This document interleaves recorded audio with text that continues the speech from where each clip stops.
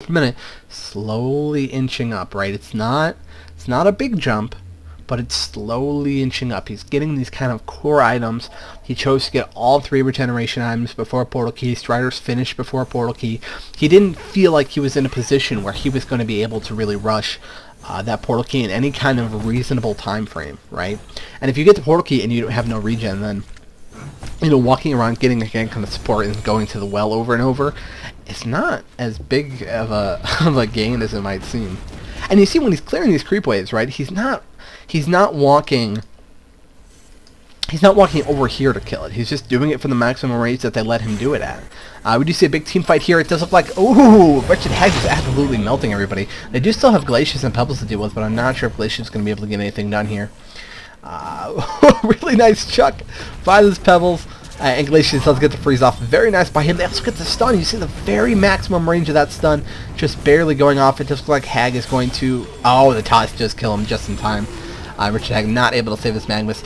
You see that the ability of Chew, right? And then take a nice drink. The ability of Chew to use his spells to his maximum potential. Right?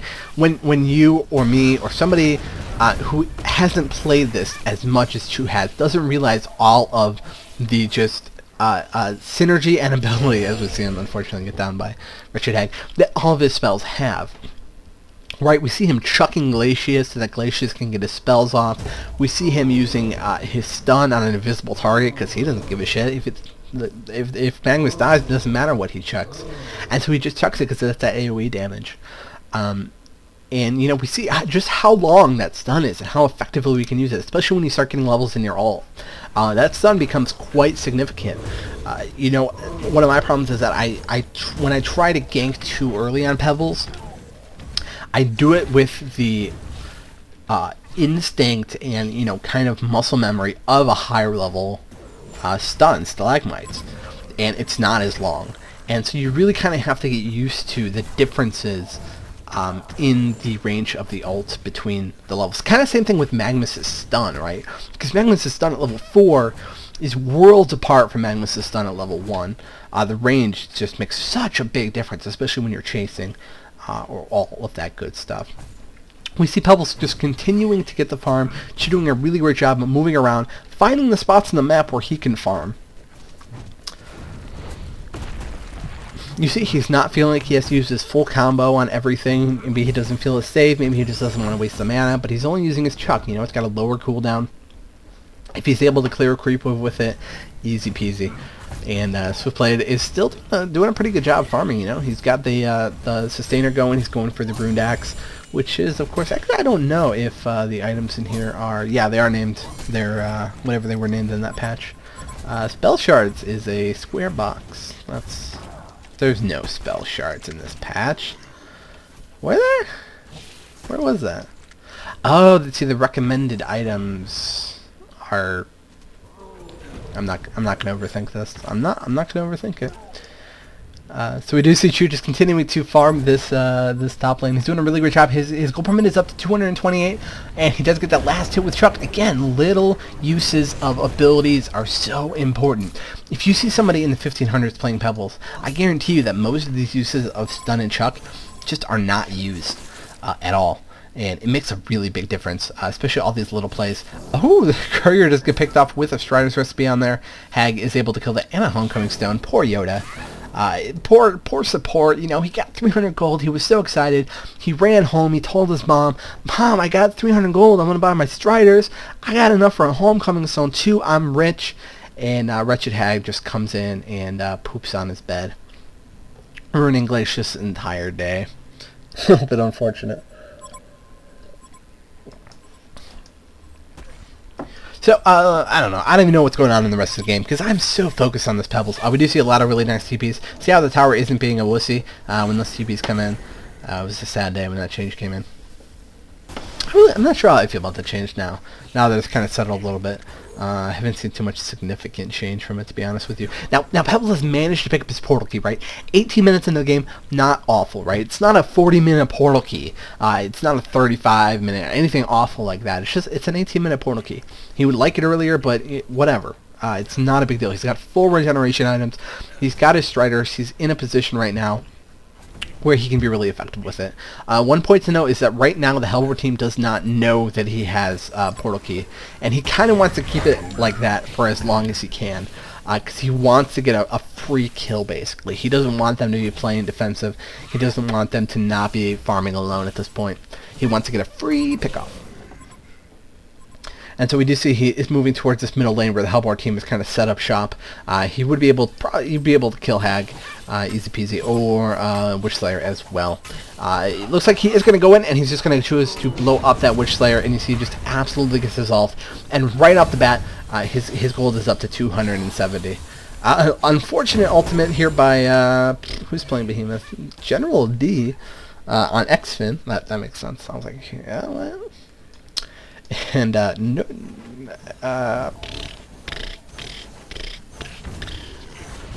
yeah, so Chu's definitely doing a really good job getting his gold from up there. Again, you see like how kind of important these regeneration items are, right? They've really let him farm. He didn't try to rush Portal Key, right? Like people think, like, I have to rush Portal Key. Like when people play Tempest and they get like a 7-minute Portal Key, and they have no mana, they have no health, they have no boots, they have no way of moving around, and you know they may or may not hit null because it's really hard for them to get to the actual fight. I prefer, you know, kind of not super panicking. Like even when I'm playing Tempest, I like to get a bottle, maybe some red boots, and, you know, then I go ahead and I get my Portal Key. You don't have to panic too much. Now you see the really great coordination by EG. You saw the Behemoth Fissure, which held Magnus in place long enough for Chu to get in there and get his combo off, without any worrying about some kind of instant Lava Surge away by Magnus or some kind of great reaction by him, because the Behemoth's done is so long. And Magnus just wasn't able to react, and he just absolutely got melted. And so now we see Chu is up to 287, 86-ish gold per minute. He's moving up by leaps and bounds. It's such a huge improvement in his play. We do see Swiftblade in a very bad spot right now. He ults, but he does manage to get the bounce onto Glacius again. A little bit unfortunate the solution wasn't closer. It might have bounced to him, but Glacius probably would have went down to the spin anyway, if we're being completely honest. One thing I noticed, I played Swiftblade today for the first time in a while. Usually I only play Swiftblade mid, and then I just go Portal Key into Codex. But I always spin after I use my Ghost Marchers. You have to use them after you spin, otherwise it takes the buff off. I don't know why that is so difficult for me to do. I guess it's just one of those things that are ingrained in my brain. Like I feel like I need to make sure I hit my spin first, and then I can use it and take off the debuff. I don't know. It's a bad habit. It is a bad habit, ladies and gentlemen. So we do see Swiftblade now has his Rune Axe. Swiftblade is sitting at about 330 gold per minute. We have Archer Hag at about 300. It's still not looking too great for EG. You know, Flint Beastwood has managed to keep over 300 gold per minute, and that is a big deal. He does have a Frostburn, and he is going right for the Geobane. That'll be a really strong pickup on him. But a lot of it comes down to the ability for Chu to really kind of pick up his farm, because he was really low in gold per minute at the start of the game. And he's done quite a good job at swinging back here. Will he be able to go ahead and pick somebody off? If he gets him quite quickly, he'll be able to PK away. And again, we see that combination of the Fissure, which 1 lowers their life, adds extra damage, and 2 goes ahead and really holds them in place so that he's allowed to do the stun chuck. Rather than having to do the truck stun, which has the potential for slightly less damage. Really great job here by EGM. It's fun watching these older games. Old school games. Oh, you see Chu barely getting the stun because he threw it ahead of him, knowing that he'd be running in that direction. Really great job. Again, you know, he's picking people off left and right. He's over 300 gold per minute at this point. You can just tell it's such a big difference. He's got 2,100 gold. I'll be interested to see what item he chooses to go. Again, I have no idea if spell shards are in this patch. I'm not a fan of spell shards on Pebbles. I don't know what it is about it that dissuades me so much. I think it's that you kind of really want to hit multiple people for it to be worth the gold investment. But for whatever reason, it just is not really appealing to me. I think he kind of needs a little bit more survivability as well. Oh, this wretched hag does choose to go in on Yoda, and you see Yoda immediately just freezing and busting out that ultimate after he uses other spells. It's actually quite powerful ultimate. People really underestimate Glacius's ult. If you're playing him as a support and you're at the edge of the fight, really try and use that ultimate. It does so much damage. I'm gonna go ahead and put my D&B, my drum and bass. That's not even D&D. Drum. My drum music on casting. Yes, I did that right. I'm so good. Somebody on YouTube was like, bro, you can just put D&D on. And I was like, oh yeah. And I found $5. So as you can see, I'm wandering off a little bit here. We've seen him. He's going up to 300 gold per minute. I am going to speed the game up just a little bit. We're going to go ahead and go up to about 2x speed. And I'm going to go ahead and lock the camera on Chew. So he's done a really great job. He's up to 6-1-3. You know, early game he was at like 1-1-3. And we're seeing he's really having a lot more presence in the team fight because he's able to use that.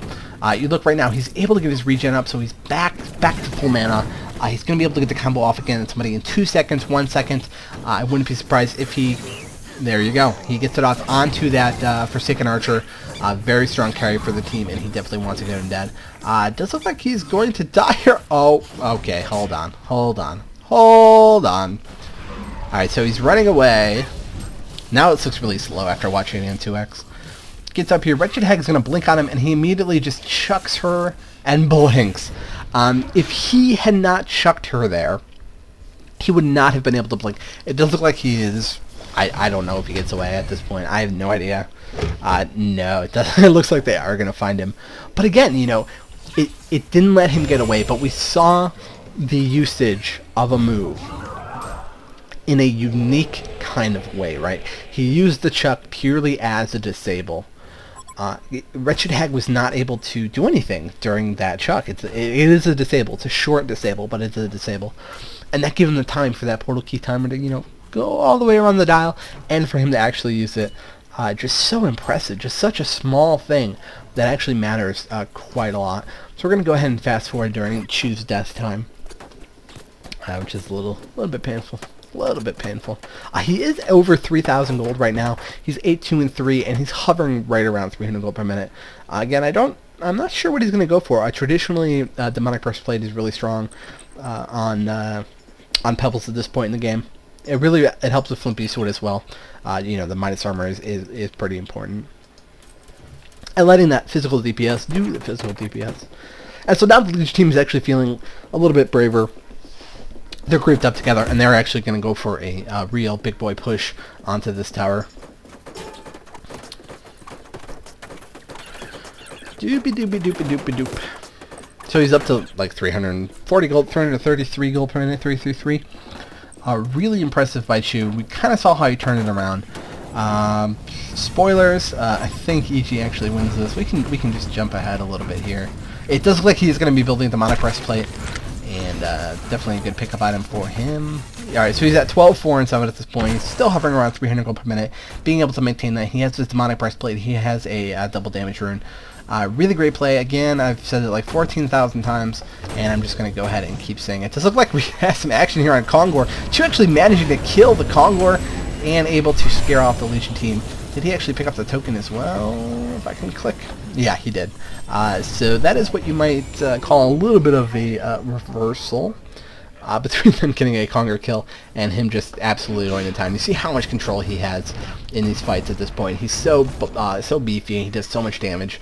You know, 500 damage with this double damage rune up, plus that Demonic Breastplate is so much damage. It does look like there is a concede vote, but it is not going to quite go through yet. And spoiler alert, they do go on. Actually, I guess it's a sheep stick. Really nice pickup. It's going to let him really lock down that Wretched Hag or that Swift Blade or whatever target he chooses to go on. It's going to be extraordinarily locked down, and they do, of course, go on to win the game. So we really saw there, you know, how important patience can be in the game.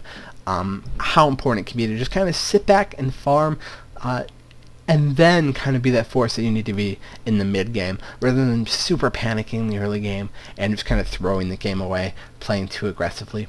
So we'll be right back with another game. It's a little bit more recent. This game was about 6 months old. The next one is about 3 months old, and so we'll get to that right now.